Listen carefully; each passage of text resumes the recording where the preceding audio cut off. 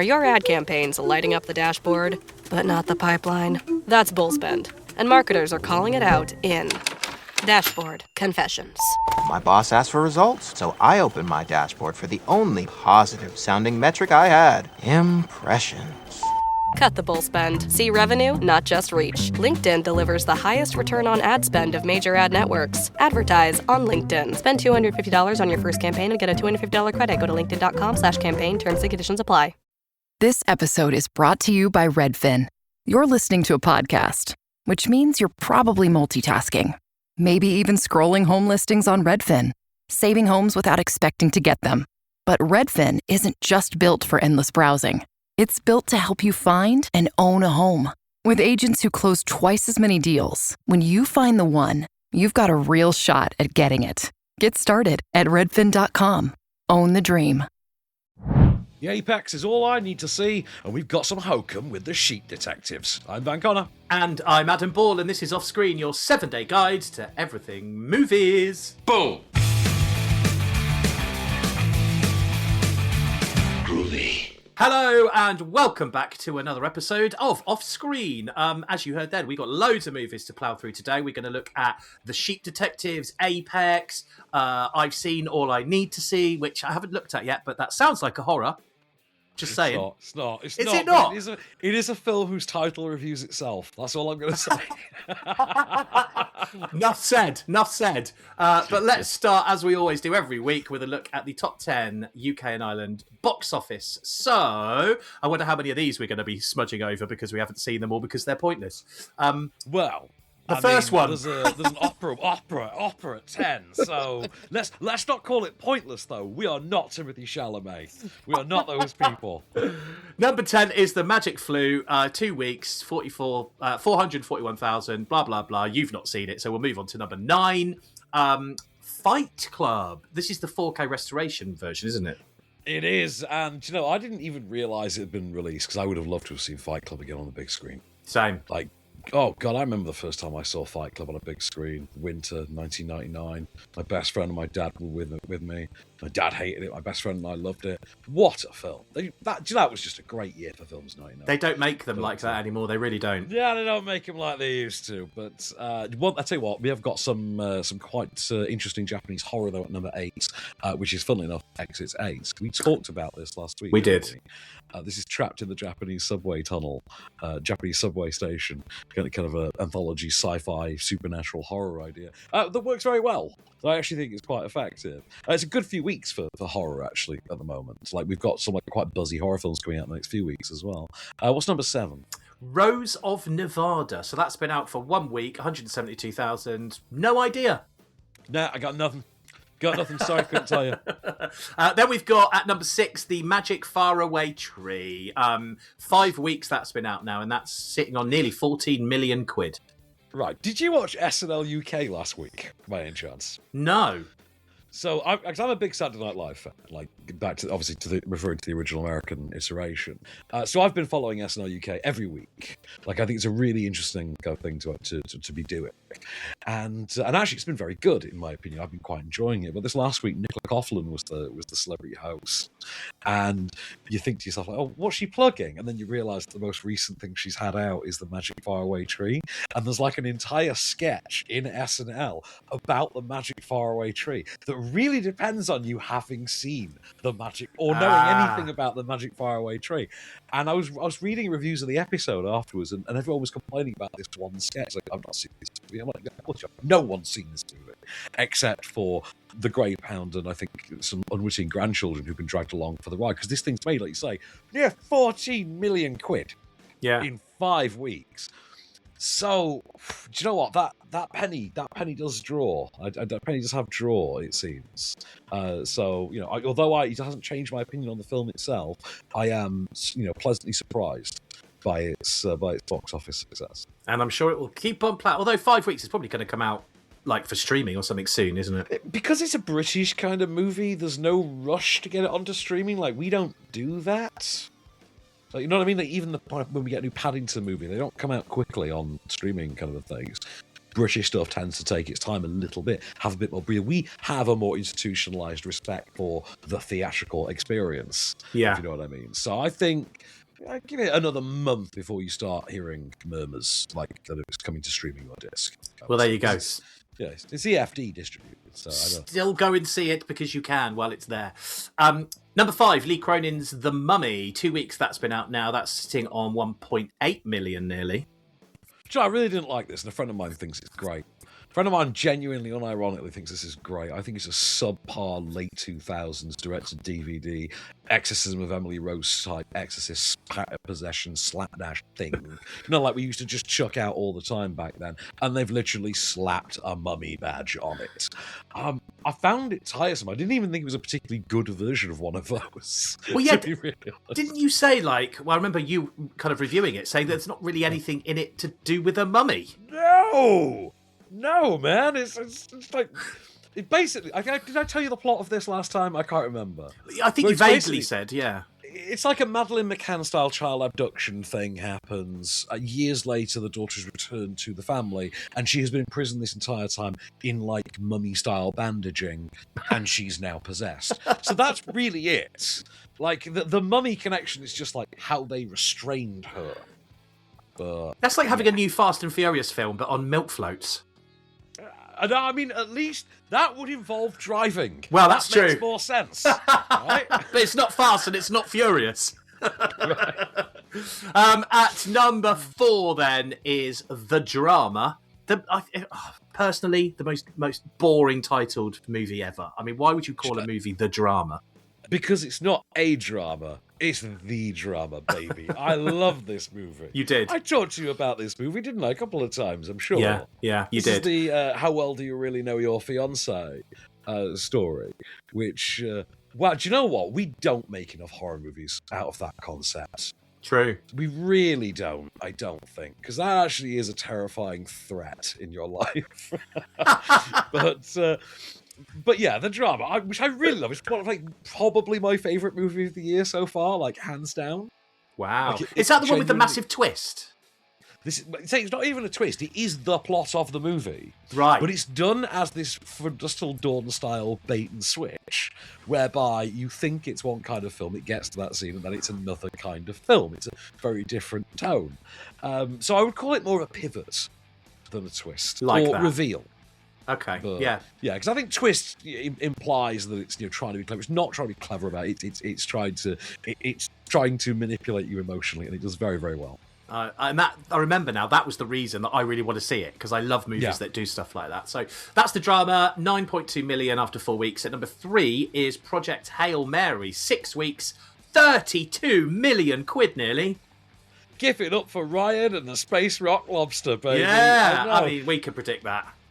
Oh, do you know what? Good for them. I'm glad a movie like this is making this kind of money. Yeah. I really am. Like I say, I don't love it as much as I love The Martian, but I still had a really good time with it, and I want to see it again. I won't get the chance now, obviously, but I would love to be able to see it a second time in IMAX, for instance, and really enjoy it. But mostly, if I'm thinking about it, in passing, if I ever think, I'm looking forward to watching that again, Project Hail Mary, the thought that usually comes to mind first is, I want to enjoy more of that relationship and that dynamic again.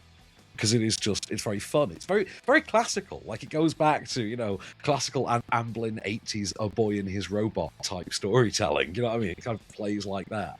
But, slightly more for grown-ups and with Ryan Gosling.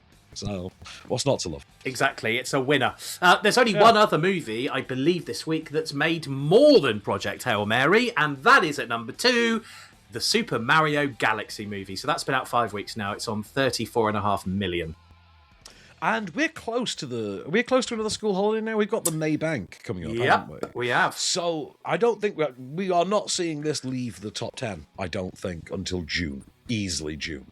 They planned the release date of this perfectly to get the Easter and the May in one, yeah. Clever. Yeah, they scooped up those school holidays and they've timed it perfectly because obviously the US has kids' holidays, like school holidays in those times as well, like Memorial Day weekend, things like that. And the only other big wide release that's going to come out in the next few weeks that's going to be child friendly in any way is probably going to be The Mandalorian and Grogu. And that's for the end of the month for the next public holiday. So Mario's still going to make something. And it certainly is. Right, number one. I mean, we could have predicted this. In fact, you did predict this last week. Number one, it's been out for 2 weeks now. Sat at 11.5 million quid is Michael. Michael, indeed. Yes, it's making all the money. It's It causing all the controversy. Well, it's not really controversy, is it? It's not really controversy. It's just whiny fans, to be honest. And I mean, I'm a fan, but thankfully I'm not one of the whiny ones because I can still separate the art from the artist somehow. But yeah, people are insane, man. That's all I gotta say. People are crazy. Yeah. And I wondered aloud. I genuinely wondered aloud at the. I was at a press screening, I think on Tuesday, and I was just talking to a bunch of the other critics, like Maria, Matt, and I asked, "Do you think feasibly you could get away with a year from now releasing an R. Kelly biopic? One that doesn't deal with any allegations. I one that just stops with like him releasing Bump and Grind, or no, the one that stops with him releasing Ignition or something like that." But the thing about that, though, the problem with that is his life is boring without all of his controversy. It is, right? That's the problem, isn't it? Yeah. And the problem is, as you've just pointed out there, Michael Jackson's story, even without the controversy, isn't boring. Yeah. How then is this so dull? Like, Yeah. it It's because they stopped at 86. Like, they should have carried on.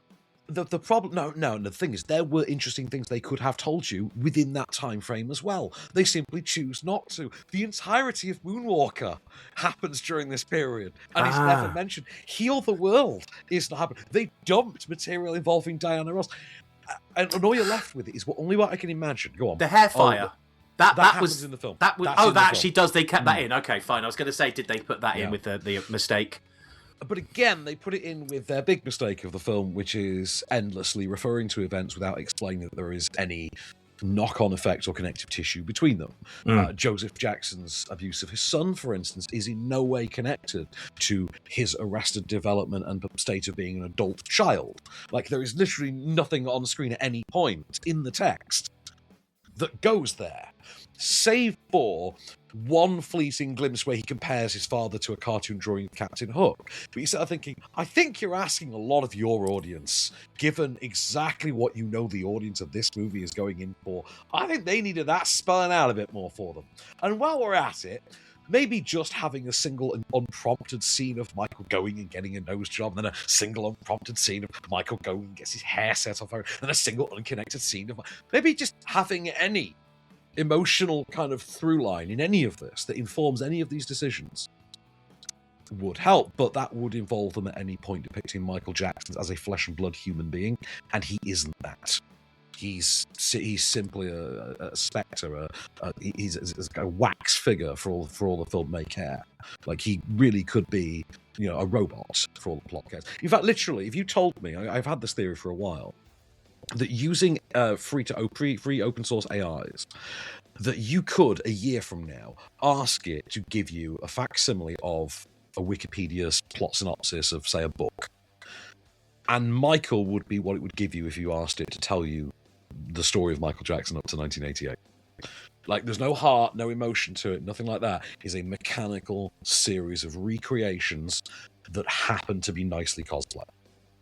But do you know what? That cosplay seems to work for enough people, because look at the money it's made. So, you know what? Like, it's neither here nor there, is it? Well, it's footage of Michael Jackson singing some of his songs. Well, not real footage of him, but him singing songs, real music, and the people love it. They're going to love it. Apparently part two has been, like Lionsgate. There was a nonsense story earlier on in the week that said, Michael 2's confirmed by the end of the movie. Like, no, it isn't.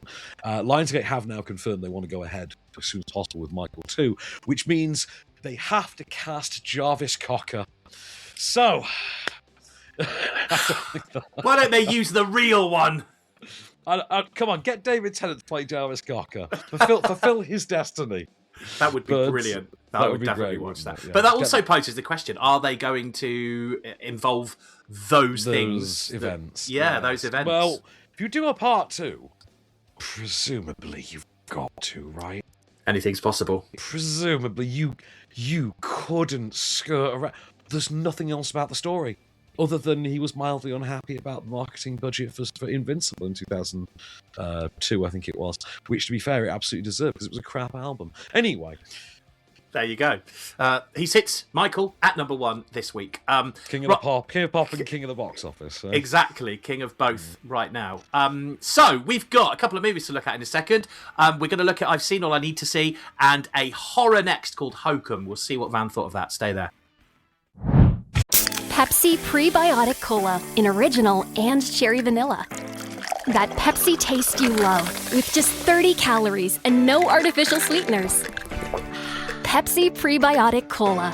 Unbelievably Pepsi. This spring, Uber Eats has you covered. Whether you're celebrating mom, dad, or your favorite grad, not all of us are great planners, and with the Uber Eats gift hub, you don't have to be. Send flowers, perfume, champagne, or just their favorite meal straight to their door. Gifts arrive in as little as 25 minutes, and you can add a personalized video message for that additional so-not-last-minute touch. So this spring, get a leg up on gift giving with Uber Eats. Last-minute gifts that land every time. Must be 21 or older to purchase alcohol. Product availability varies per region. See app for details.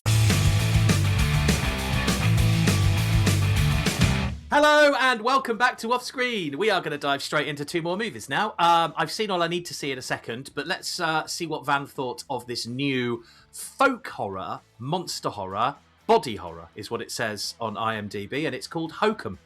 Yep, it's all a bunch of hokum, my friend.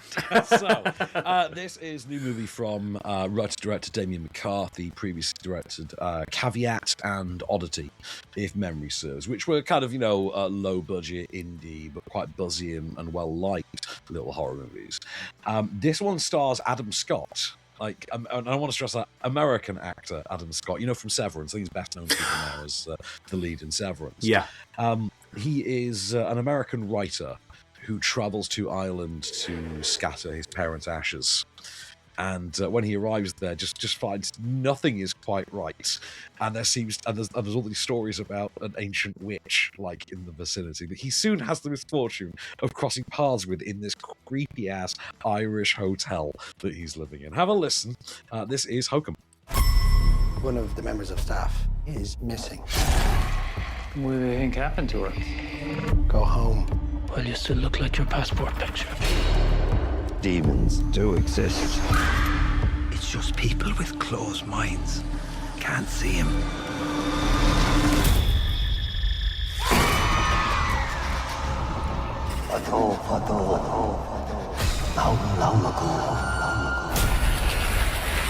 Who's there? What's happening? Get me out of here!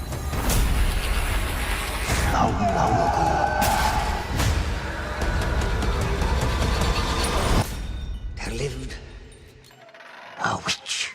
Well, it sounds really good. It sounds to me like that's a sort of movie you want to see in 4DX.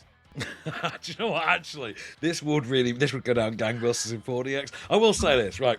Do you know when it comes to a movie that sounds like that, people always ask you, is it scary? What they mean is, are there jump scares? Yeah. And generally speaking, if I see the average Conjuring movie or something like that, my answer to that question, are there any jump scares? Usually there's 2 of them. One's all right and the other's a bit phoned in. I think this is a good dozen jump scares in this, and they are nasty. Yes. They are proper nasty jump scares as well. I was really impressed. The film's very good. Straight up. But it just looks and has the cinematography that it absolutely does not require. It is next level. It is an absolutely stunning looking horror movie. It's perfectly fine, enjoyable enough little, movie. Very bit 1408. If you remember the Stephen King one with the haunted hotel room, a little bit 1408 at times, I guess. And Adam Scott, great turn from Adam Scott, but I'm accustomed to him doing this because of Severance, things like that. I know this is well within his wheelhouse. It's nothing particularly new or challenging for him, but he's reliably solid. But the look and feel of it, though, are the rock star elements. This is creepy as hell. I mean, arguably, the only thing about it that doesn't work really is the title, which is just kind of silly. But the actual film is just dark and nasty, and it goes hard. Like I say, when it goes for those jump scares, it really wants to physically slap you in the face. They're the best ones. I love the jumps in this. The design of some of the threat elements in it, I think, is very well done as well. But yeah, I would definitely check this one out. Do see Hokum. It's one of those movies, like, you know, if you've got like a teenage girl sleepover and you want to frighten the absolute crap out of them. Can you say, without giving away too much, where the title Hokum comes from, or is that going to give away too much? That doesn't really seem to be connected that much. I think it's because the Adam Scott character is a bit of a curmudgeon. He's quite blunt and nasty with people, and he does dismiss all this. I think he does at one point call it Hokum. Right. You know, he dismisses it as Hokum. A load of Hokum. But other than that, I think it's something. All right, well, Hokum is out in cinemas from today if you do want to go and see it, and it does sound like one that's definitely worth it if you like a good jump scare. Right. Next, I've seen All I Need to See, which I thought was a horror, but it's not. It's a thriller. I promised you it is actually a scary movie, but not for the reasons you think. Uh-oh. So, new movie, which I say is sort of, you know, pegged as being a thriller, by writer-director Zishan Yunus. It's right. I'm just going to say off the bat, this thing is 84 minutes long. Right? Okay. It's 84 minutes long, and I want you to remember that. I want you to bear that in mind through the entirety of this review. It's 84 minutes long, okay? This show currently that you have been listening to has been about 19 minutes long. So, just imagine how this is going to work, okay? So this stars a young actress whose sister dies. She goes off to emotionally deal with the death of her and starts to emotionally spiral, I think. I wouldn't know, because a lot of this is meandering and directionless. I know a clip for it, because even its trailer was meandering and directionless and relied a lot on, like, you know, just imagery. You know when people just do a nice shot with a bit of a black and white kind of aesthetic, and then just do a slow pan and play it over a slow bit of music. And yes, very much one of those kinds of movies. We were saying, actually, at the screening to this, that you know how pretentious a movie is, and you know how smart it thinks it is, by whether or not it does that thing of waiting literally halfway into the movie to put the title card up. Which is becoming more and more fashionable with sort of hipster movies, but now and again, kind of mainstream blockbusters starting to do it. Predator Badlands did a pretty good one recently. The Sebastian Stan movie Fresh did one. This does it as well. Now, I want to stress the death of the sister character in this is a suicide. It takes, I think it's 25 minutes to get. That's a third of the movie. So wow. a third of the movie in, the protagonist's sister ends her own life, and the title comes up, I've seen all I need to see. Now, I'll be really honest with you. I've done this job for 15 years. And in that moment, me and that movie, we connected, we bonded, because we were having the exact same thought. Like I was bored to absolute tears, and we hadn't gotten to the inciting incident yet. Ouch. Yeah. Yeah, no, I can't in good conscience recommend this on literally any level. Like, nothing about it works, not the tone, not the look, not the script, not the feel. Nothing really, save for the performances of, I think it's Renee Gagner in the lead. Who's got kind of a quirky, unique charm about her, and really pulls off the sort of trembly, isolationist kind of side of this character. But she is the only bright spot. And, you know, so one of the great things actually now, because we live in the letterboxed era, obviously, I've been working on being better with my letterboxed count this year. And one of the great things about doing press shows now is the experience of getting to watch a movie in a room with these people. And then you might talk to one or two on the way out. But as you go for your coffee afterwards and wait for the next screening, you'll see on your letterbox, you know, updates exactly what they've rated it. Coming out of that one was interesting because we were all basically 2.5 kind of stars, and we were all giving it that extra star purely for the lead performance, it seems. So this seems to be a consensus. Like I say, it's never a good sign when the title of the movie reviews it for you. So there you go. Well, there you have it. If you do want to go and see it, you can. I've seen all I need to see. Not a subliminal message, really, but could be. I mean, 84 minutes, and no joke, it felt more than 2 hours long. Like, really. Yeah, that's a clue that it's not a great movie. 84 minutes. Bear in mind, chop off credits, that's probably going to be closer to like an hour and 18, hour and 19. And this thing felt over 2 hours long. I have genuinely had a breezier time with Nolan movies. You know what I mean? Well, an hour and 18 minutes, with most movies, you're begging for more, aren't you, at that point? You should be, if it's a good movie. Yeah, exactly. You show me the 2004 movie Secretary, and I'm begging for more after an hour and 18 minutes. Exactly yeah. that. Well, I've seen, not I've had. No, I've seen, not I've had. Yeah, I was going to say I've had all I've need to see, but it's I've seen all I've need to see. I've had all I can take. Exactly. I think that's what I was thinking. I've seen all I need to see. It's in cinemas from now if you do want to check it out. All right, we are going to nail down and see what Van thought of The Sheep Detectives next. Stay where you are.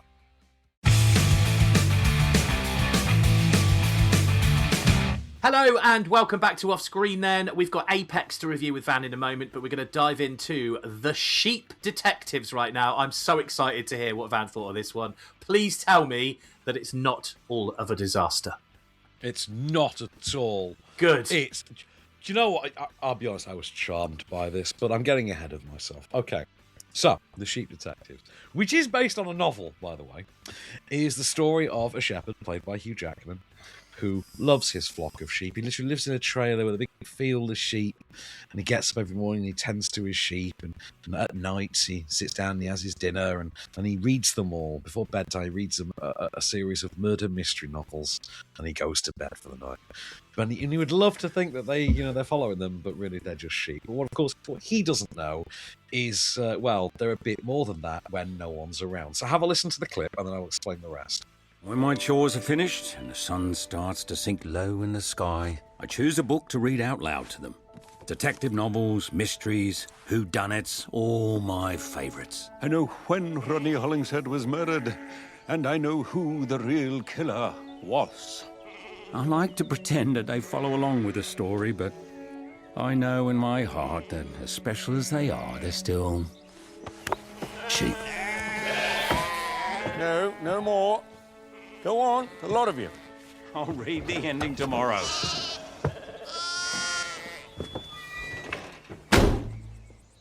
Why would he stop there? He was just about to say who the killer was. This is torture. It was the maid, right? It's Toy Story with sheep.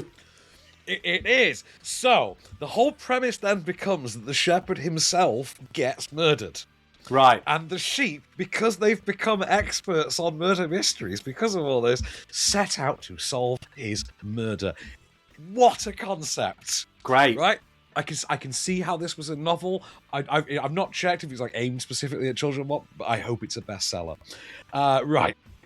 As concepts go, they have pulled this one off beautifully. It even has levels of depth. Again, I'm unfamiliar with the source material, so this may be the case for the novel as well. But it comes with a level of depth and a bit of thought that it really just didn't need. Like there was, you could have gotten away with a really successful, family-friendly version of this without it.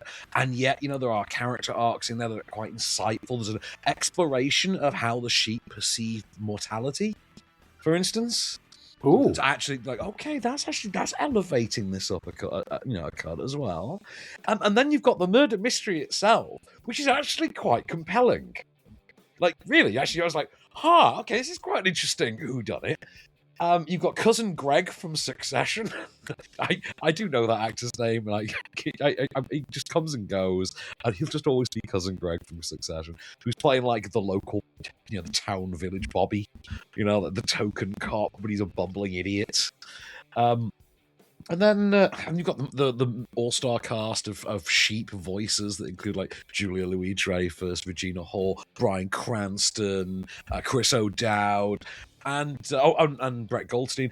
And it's just a really sweet, really charming, good time. And it's a good time because it really works on every level you want to perceive it on. And what they've done is they've written this threefold.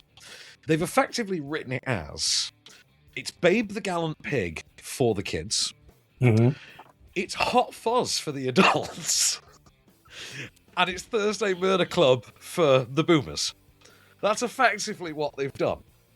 I think they've done very well on all three counts. Performance-wise, I can't really, fault any of it. There is a sort of weird thing with the casting, though, where, again, this is one of those, like, before a screening conversations that we had, amongst the critics, like, where was that movie set? Like, because it doesn't make sense. It's like, Hugh Jackman's Australian, and then there's this one American character, and, like, someone else, like, and that, the actor playing the English character is known for American stuff, so we don't know if he's English or like where is this set. They never specify. And I think it looks like it's filmed in some village in Dorset or something. It's where I would imagine Postman Pat to have been filmed. very much looks like where Postman Pat is filmed. Yeah, kind of an idea. Yeah. But yeah, if you like this, these kinds of like Thursday Murder Club, Wake Up Dead Man kind of, I would argue more personality-driven whodunits that we've had in the last few years, then you'll love this. This is really good fun. But it just has that insane extra win factor of being like Babe the Gallant Pig. It's talking animals, just doing this thing. And there's genuine comedy mined out of the fact that it is sheep trying to solve this murder. Not just in the idea of like how does a sheep physically handle evidence, stuff like that, but even just the level of gags that takes it to a place such as, here is one gag, and I'm happy to give you this gag for free because the movie has about 45 others that are equally brilliant.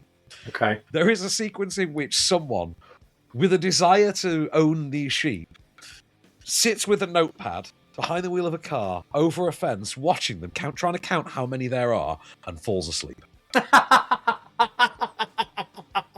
See, that is funny. That is funny. That is objectively funny. Yeah. Right. Yeah. And there's about 45 gags that are exactly that level of writing that run through this. And then you get Emma Thompson showing up to kind of own the scene because she's kind of the lawyer who's dealing with the will. So, of course, the murder mystery has to involve the will and testament, all this stuff. You've got Nicholas Galantine pops in as the sort of big city reporter who doesn't want to be in the small town. But again, just a really sweet, charming version of this. And in terms of how I felt coming out of it, the actual best comparison I could find was, in fact, Thursday Murder Club. It was how I felt after watching the Thursday Murder Club, which is, that was really sweet. I would totally watch another one of those. Can someone else get murdered now? I mean, I personally think my son, who's 7, nearly 8, would absolutely love this. But there'll also be jokes for me in there that he might not get, which absolutely is good. It's like my nephew is like really into like farms and stuff like that. He's like 7. He's really into like farms and tractors and stuff. Yeah, and I know he would go nuts for this movie. I know this movie. I guarantee you, he's pestered his mum. Can I watch it? Like I see it this weekend. Oh, incidentally, yes, this weekend we should probably talk about that. Yes. Yeah, so there's a whole thing with this movie where this movie is officially out next week. Yeah. So it's out on Friday the 8th of May. But is it the 8th next Friday? It is the 8th next Friday. Yeah. Yes, it's the 8th next Friday. But it is previewing this weekend. It's public previews this weekend, so you can just go and buy a ticket and see it. And you asked me why they would do that, and I said because it counts towards the opening weekend. Yeah, because essentially I was like, well, what's the difference between it just being released this weekend then? But essentially, if they preview this weekend, then launch it the following weekend, they can add the figures up and get the little bit of extra. Effectively, what you are doing is compressing your opening and second weekend into one. Yeah. And then your third weekend becomes your second weekend, etc. That's actually what you're doing, but it means that the first opening weekend number looks better. That's why you do it. It's an old trick, and sometimes over school holidays and things, you'll get a movie that's like previewing from Monday, and they have like 5 days of box office on top of, the opening weekend, and that'll count. That's just studio economics for you. Absolutely. Well, I'm definitely putting this on my list, The Sheep Detectives, if you do want to see it, as Van said. I mean, I've just been watching the trailer while you've been talking. It looks absolutely brilliant. The sheep attacking the car was interesting to watch while you were talking as well, I will say. But yeah, as Van said, previewing this weekend, which basically means you can buy a ticket and go and see it if you want. And yeah, it will be out in cinemas officially from the 8th of May. We have got one movie left, and that is Apex. We're going to see what Van thought to this psychological thriller in just a second. This episode is brought to you by Ferrero. Soccer's biggest stage is approaching, and Ferrero is making it easy to go all in.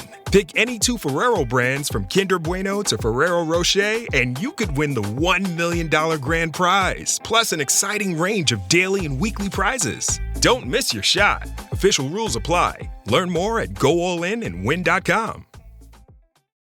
This episode is brought to you by Netflix's Remarkably Bright Creatures. What if a Pacific octopus held the key to a mystery that could heal your heart? Well, that's Tova's reality. An elderly widow working at an aquarium. Tova forms an unlikely friendship with the curmudgeonly Marcellus, whose remarkable intelligence leads her to a life-changing discovery. Watch Remarkably Bright Creatures with your remarkable moms this Mother's Day weekend, only on Netflix May 8th.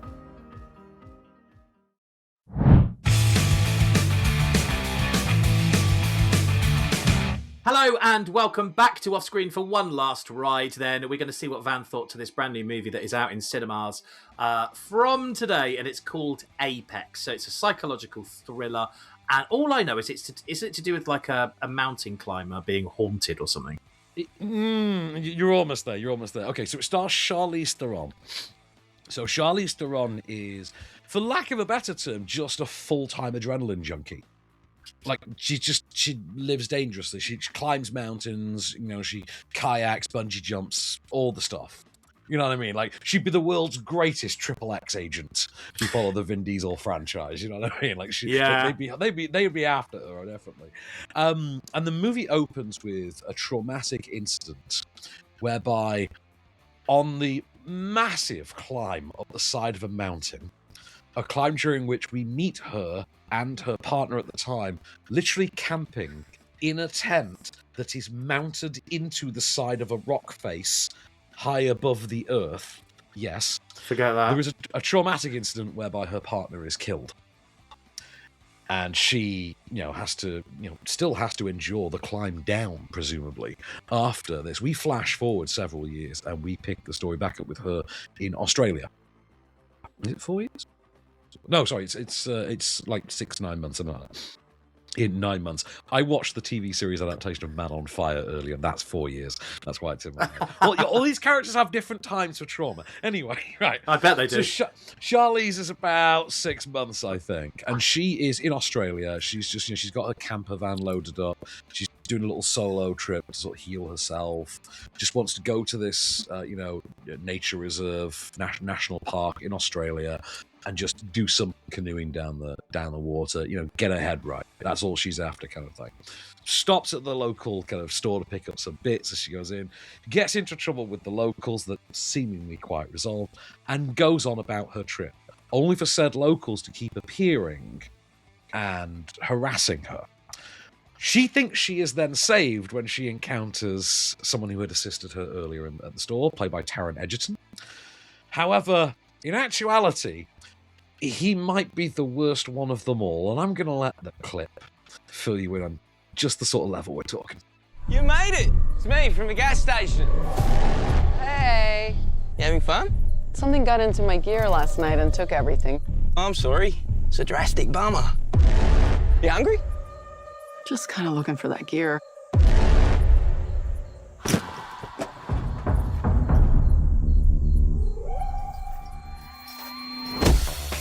So look, it's very simple. You've got until the very end of this song to get as far away from me as you can. You got the right shoes on? It'll be fine. I love the sound of this, but I know if I'm watching this, I'm going to feel so anxious. Right, the climbing stuff is terrifying, and I do mean because I obviously it's a Netflix movie, so obviously I was watching this at home on a screening link, and I'm gripping the couch through this.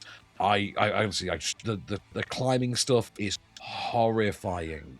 I mean, they put Charlize through the ringer on this. It is worth saying. Like, this is it's one of those films she's got to have been a producer on, on some level because they're really giving her the full showcase here. Like, she's getting to climb, she's getting go out with the canoe, she's getting to do all the ropes, the knots, the physical fighting, all that stuff.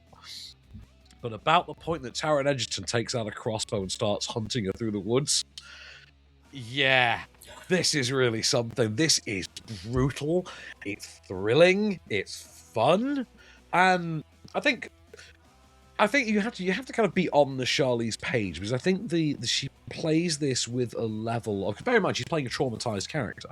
Yeah. So she plays it quite distanced. In the same way I suppose that Adam Scott does in Hokum as well, where she's creating quite an intentionally unlikable character. You know, you obviously know that she is the protagonist of this story, and therefore we are required to root for her. But the idea is that in theory, you know, she's not the nicest person in the world, because, you know, why should she be? She's going through something. Let the woman grieve, kind of a thing. But you sort of understand why everyone has that reaction to her all the time, which is kind of like, oh, there's no need to be antisocial, you know, kind of thing that they do every 2 minutes. Edgerton, though, is simultaneously both the best and worst thing about the movie. And that is a real shame, because first of all, he's a lot of fun. He is a lot of fun as this character who there's extra levels to. That's all I'm going to say. And, I mean, he hunts people with a crossbow and he makes beef jerky. You can probably fill in what the deal is with this guy. You know what I mean? Like, you can probably fill in those blanks yourself. But he's doing all of this with this attempt at an Australian accent that he just can't seem to commit to, and it comes and it goes. And that means that in the middle of actually quite thrilling sequences, you find yourself involuntarily chuckling and things. Oh no! It's a bit of a problem, because it's happening during an otherwise pretty bloody good movie. Like, I was really... It's a really great... Balthazar Kormaker, Icelandic director, did that. Wow, it's that Mark Wahlberg one he burst on the scene with like 10 years ago. It's Balthazar Kormaker directing, and I think, did he do Everest? I think he might have done Everest as well in 2016, which would go some ways to explaining why the climbing stuff in this is as intense as this.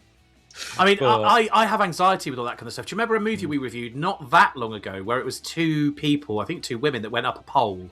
Fall. I couldn't watch it. I could not watch it. Do you know this week they released the first pictures from Fall 2? Have they? Oh, see, I wouldn't be able to see that either. But I'm looking forward to it. Fall is so good. And, funnily enough, I believe Fall is on Netflix, which is also where you can find this. So if you watch Apex and you think, God damn, that climbing stuff was thrilling, check out Fall, because the first one's really good. Yeah, if you want trauma. Apex, though, also really good. What is it with traumatized people going climbing? What is it in movies? For some reason, if you go through like a really traumatic experience, the solution is go climbing. I guess they assume that you want the adrenaline. And in the case of both of these people, it's traumatized over the death of someone who died in a climbing accident. And then they go climbing. Which is even weirder. But yeah, I do check this out. Really good time, Apex. Well, you can check Apex out now if you want, because as Van says, it's on Netflix already, so you don't even need to leave the house. All right, let's have a peek at some of the movies we're going to look at next week that you are yet to see. Well, I mean, not next week, but the week after. Week after next week off. Yes. I will actually see one of these movies I think is actually out next week, and I will get to see it, but we'll talk about it when we get back, which is, of course, the much-awaited video game sequel movie, Mortal Kombat 2, featuring the character that pretty much everyone was begging for last time, Johnny Cage. Yeah. And they've even gone and given us some stunt casting for it. So Carl Urban joins the Mortal Kombat verse in Mortal Kombat 2. I can't wait. We've got Normal, which is the new Ben Wheatley action movie with Bob Odenkirk.